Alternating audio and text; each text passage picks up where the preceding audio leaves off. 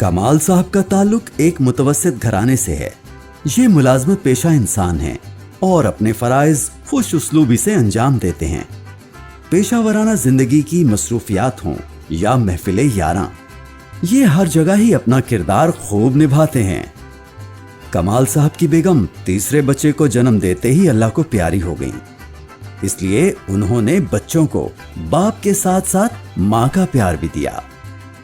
छोटा बच्चा, जिसको प्यार से स्वीटू भी कहा जाता है, काफी शरारती और चुलबुला है।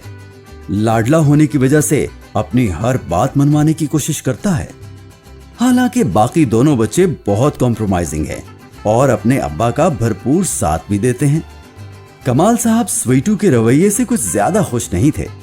पहले पहल वो उसकी जिद और शरारतों को खूब एंजॉय करते रहे, लेकिन बाद में उन्होंने सोचा कि इसकी जिद करने की आदत और हर बात मनवाने की आदत कहीं पक्की ना हो जाए। वो स्वीटू को डांटना या मारना पीटना नहीं चाहते थे, लिहाजा उन्होंने अपने एक दोस्त से, जो कि माहिर नफ्सियात थे, मशवरा किया और बच्चे की आदत के बारे में बताया।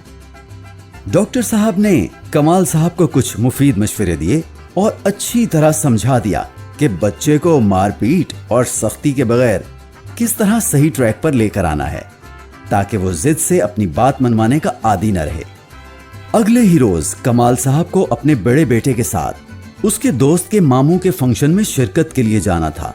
स्वीटू साहब जिद पर अड़ गए कि मुझे भी आपके साथ जाना है। कमाल साहब ने बहुत समझाया कि अपनी बहन के पास घर रहो, लेकिन वो ना माना। कमाल साहब ने दोनों बच्चों को ऑफर दी कि अगर आप मेरी बात मानेंगे तो वापसी पर आपको स्पेशल पिज्जा खिलाया जाएगा।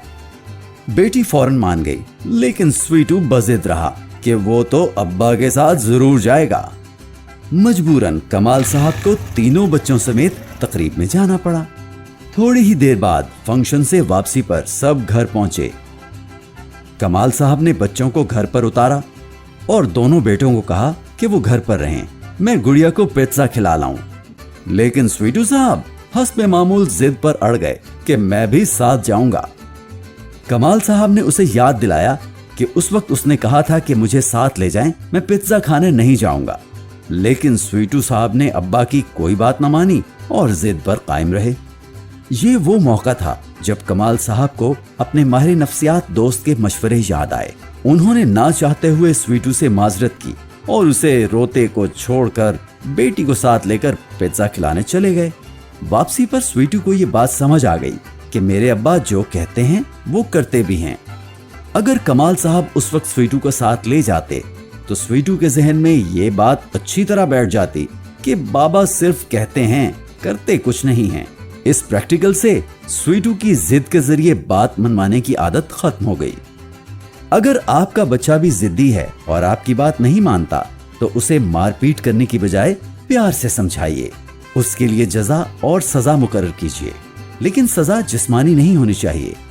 बच्चा जब जिद कर रहा होता है तो कोशिश कीजिए कि उस वक्त उसके साथ बहस से गुरेज करें, क्योंकि उस वक्त वो आपकी कोई बात नहीं मानेगा।